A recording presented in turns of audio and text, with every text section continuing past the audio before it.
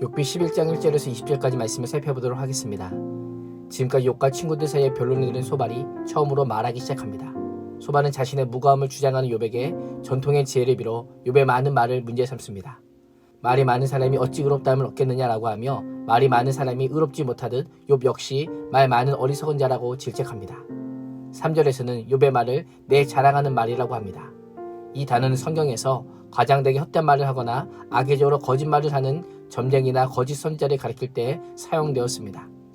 소발은 욥을 공허하고 헛된 말을 하는 거짓 선지자와 같은 자로 보고 있는 것입니다. 4절에서 소발은 욥의 말을 반박하기 위해 욥의 말을 인용한다지만 사실은 직접 인용도 않을 뿐더러 욥이 그렇게 말한 적이 없습니다.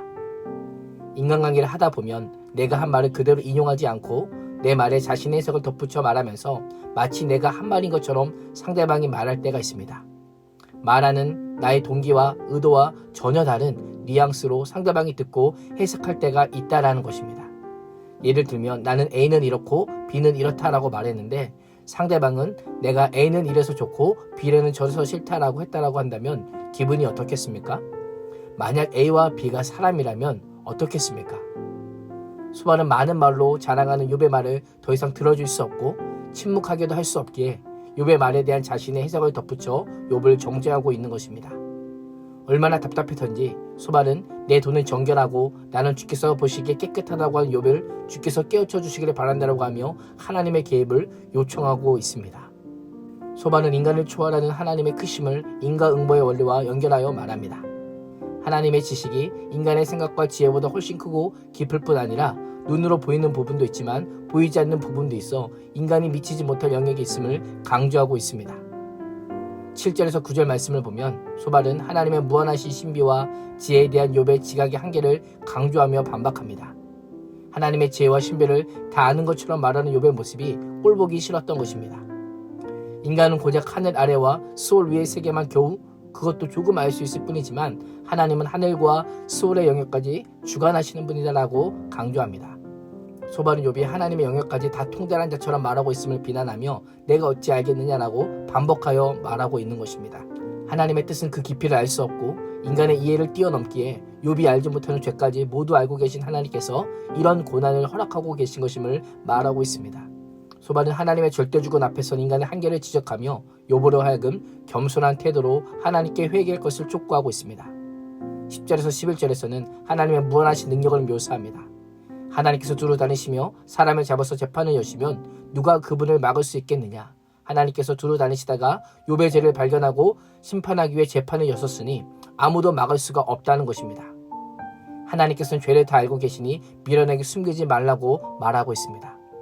소발은 욥을 허망한 자라고 비난하며 고대 군동에서 가장 교만하고 미련한 동물로 여겨지는 들나귀 새끼에 욥을 비유하며 자신에게 닥친 재앙의 의미를 깨닫지 못하는 욥을 비판합니다. 13절에서 20절은 회개에 따른 복을 언급하며 욥을 향해 일반적인 회개를 강조합니다. 만일 내가 너의 마음을 곧게 세우고 내가 너의 손바닥을 주를 향해 기도하며 악에서 손을 떼고 내 집안에 불의가 깃들이지 못하게 하면 너도 아무 부끄러움 없이 얼굴을 들 수 있게 되고 내 마음이 편안해져서 두려움이 없어질 것이다 라고 말합니다. 소발은 본인이 직접 확인하지 못했으면서 욥의 불의뿐 아니라 죄악이 욥의 가족들까지 있었음을 전제하고 있습니다. 소발은 욥의 개인적인 죄에 대한 회개는 물론 가족들에게 있었던 죄에 대한 촉구까지도 하고 있습니다.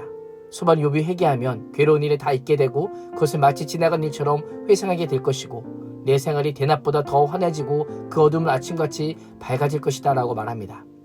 이제 내게 희망이 생기고 확신마저 가지게 될 것이고 사방을 둘러보아도 걱정할 것이 없어서 안심하고 자리에 누울 수 있게 될 것이다 라고 말합니다. 내가 누워서 쉬어도 너를 깨워 놀라게 할 사람이 없고 많은 사람이 내게 잘 보이려고 할 것이다 라고 말하고 있습니다. 소발은 욥이 하나님께 자신의 죄를 인정하고 회개하면 사회적 지위까지도 회복시켜서 사람들의 존경을 받게 하실 것이다 라고 말하고 있습니다. 지금까지 소발의 주장을 잘 보십시오. 한낱 인간이 하나님의 지혜를 깨닫는 것은 불가능하다라고 말하면서 정작 본인은 하나님의 지혜를 깨달은 것처럼 이야기합니다. 소발 자신의 말에 의하면 인간은 하나님을 온전히 알 수 없다지만 자신은 하나님을 아는 지혜를 가진 자요 피조물의 한계를 벗어난 존재처럼 여기고 있습니다. 소발은 욥에게 하나님 앞에 겸손할 줄 알아야 한다고 말하지만 정작 자신은 하나님과 같은 위치에 있음을 보게 됩니다. 욥의 처지를 염려하는 것처럼 보이지만 실상은 자기 생각에 굴복하도록 요구하는 어리석은 주장에 불과한 것입니다. 지혜의 신비를 언급하면서도 정작 자신은 짧은 지혜로 상황을 단정하는 모습 속에 인간의 어리석음과 교만함을 보게 됩니다. 소발과 같은 짧은 지혜로 상황과 환경을 판단하고 있지는 않으십니까? 오늘도 하나님의 초월적인 지혜는 우리의 생각과 지각과 이성과 한계를 뛰어넘어 일하심을 기억하며 하나님의 역사하심과 일하심에 온전히 나를 내어드림으로 하나님의 때가 될 때까지 인내하고 기다리며 기다리는 믿음의 사람이 될 수 있기를 주님의 이름으로 축복합니다. 기도하겠습니다. 하나님, 내가 어찌 알겠느냐라고 묻는 소발의 말이 우리를 향한 하나님의 말씀으로 들리게 하심에 감사합니다. 하나님의 지혜와 신비를 다 알 수 없기에 겸손하게 하나님 앞에 서게 하여 주시고 항상 하나님의 초월적인 지혜에 믿음으로 순종하는 인생 되게 하여 주시옵소서. 예수님의 이름으로 기도합니다. 아멘.